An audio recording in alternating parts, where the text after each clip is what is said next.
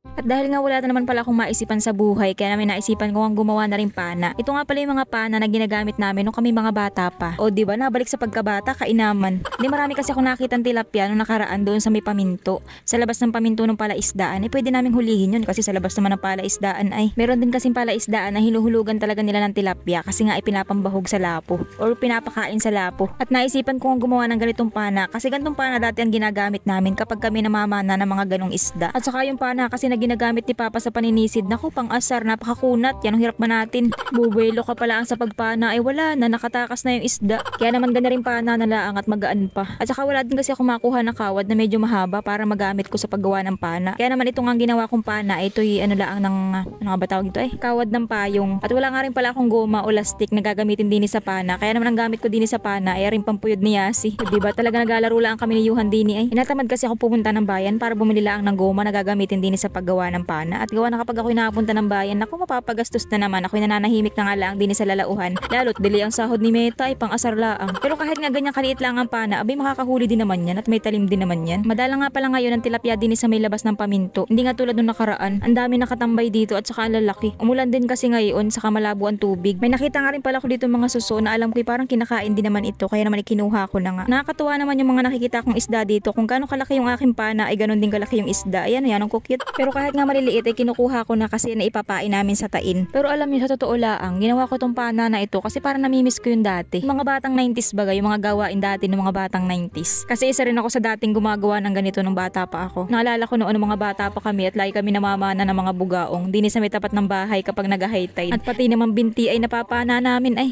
iya proud pa. Hindi paano tayo pahara-hara di napana. Pero hindi naman ako nakapana noon si kuya. Ang tanda ko napana niya yung kapatid namin na sumunod sa akin. Ay mas nauna pa naman siyang umiyak ay kaysa dun sa napana. So yun na nga, nakahuli nga pala ako dito ng isdang kitang. Ayan, kitang nga pala ang tawag namin dito. Ang lasa nga pala ng laman nito ay para din siyang kalasa nung baliwis o yung danggit kung tawagin sa iba. Tapos nakakita nga rin pala ako dito ng talimaras, pinana ko na rin. Damay-damay na to. Tapos umuwi na nga rin pala kami at wala naman kaming makitang tilapia. Napakadalang.